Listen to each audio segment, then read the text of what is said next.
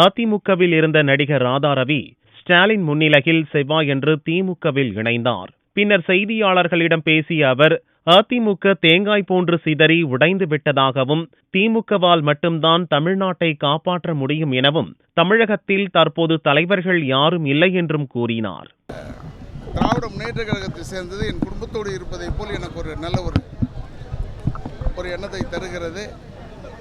நிச்சயமாக இந்த தேர்தலில் மட்டுமல்ல, எந்த தேர்தலிலும் எதிர்காலத்திலும் திராவிட முன்னேற்ற கழகம் ஆளும் என்பதில் எந்த விதமான ஐயப்பாடும் இல்லை. முழுமையாக இருக்கக்கூடிய ஒரே இயக்கம் திராவிட முன்னேற்ற கழகம். தமிழ் எண்ணம் கொண்டவர்கள் இருக்க வேண்டிய இடம் திராவிட முன்னேற்ற கழகம். இது எதுக்கு சொல்கிறேன்னா, எல்லாம் பிரிஞ்சு சதுரங்க இருக்கும்போது தமிழ்நாடை காப்பாற்ற வேண்டும் என்றால் அது சகோதரர் தளபதியை விட்டால் வேறு ஆள் கிடையாது என்பதற்காக அத்தனை பேருமே சேர வேண்டும் என்பதற்காக சொல்லிக் கொள்கிறேன்.